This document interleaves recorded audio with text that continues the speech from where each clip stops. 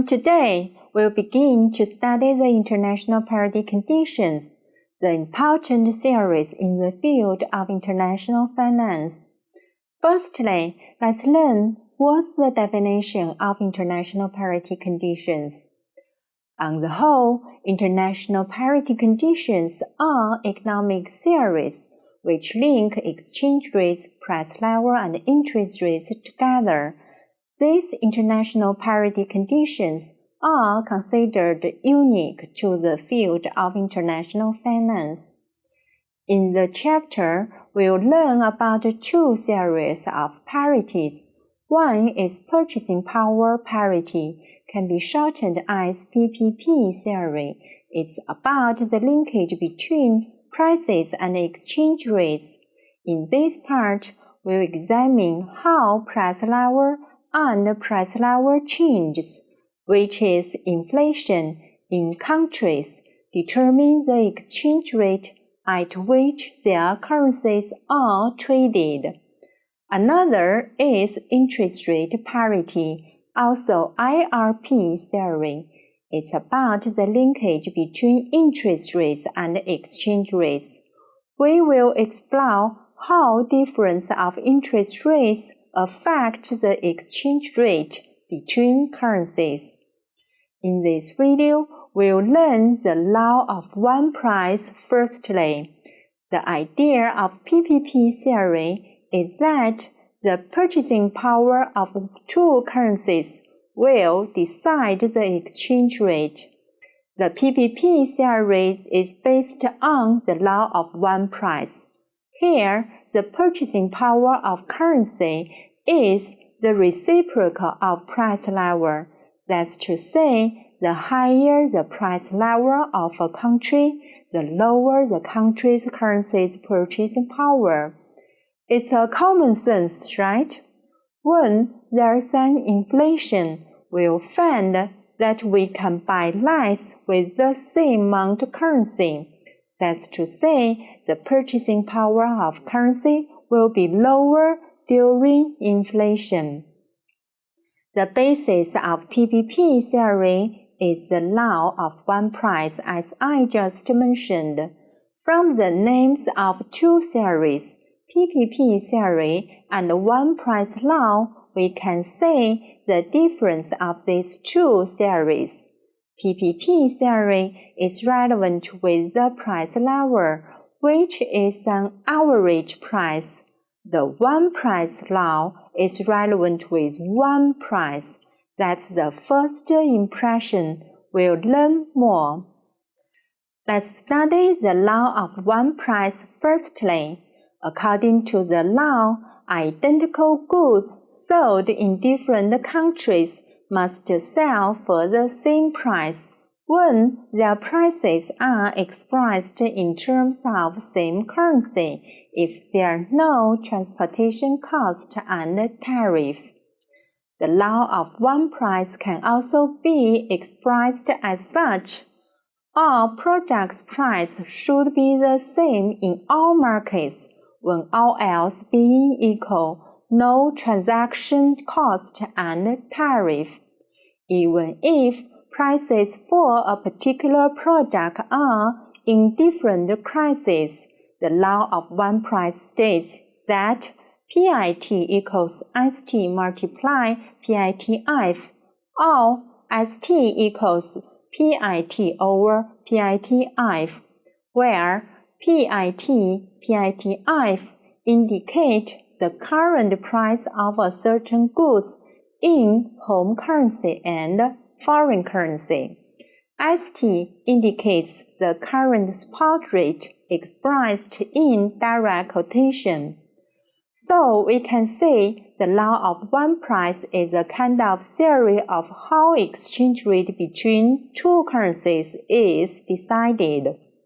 The exchange rate decided by the law of one price is the market rate, right? Because the mechanism behind the law of one price is actually market system. Understand? Let's analyze further. Now, let me tell you why. Imagine there's a small market For example, the market sells vegetables and fruits. The apples with the same quality and volatility are sold at the same price. If the prices are different, cheaper apples will be over-demanded, and more expensive apples will be oversupplied.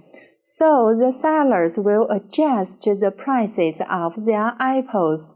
Finally, the prices for the identical apples will be the same. Now, let's enlarge the range of market to different cities such as between Beijing and Guangdong. If the prices for the identical apples in the two cities are different, people will be willing to go to the city where the cheaper apple is sold. Of course, here we suppose there's no transportation cost or other costs. You can take an Indian flying carpet to reach another city. Further, let's enlarge the range of market to different countries. If the apples in the US are cheaper than that in China, we'll be willing to take a flying carpet to arrive in the US to buy the cheaper apple there. So, finally, the prices for the identical apples in the US and in China will be the same. That's to say, the prices in the US multiply the spot rate equals the price in China.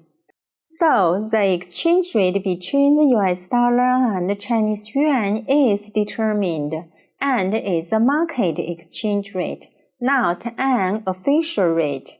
Official rate is decided by the government, while the market rate is decided by the market. The law of one price was put forward in 1953. That was half centuries ago. There exist some limitations or assumptions of the law. The first limitation is that the law ignores the influence of international capital movement on exchange rate. That's to say, the exchange rate is determined only by international trade, and exchange rate can be adjusted flexibly. From this assumption, you can say that the law of one price seems ignoring a certain force which can't be ignored in modern time. In current international FX market, the influence of international capital flows on exchange rate is much more than that the international trade on exchange rate.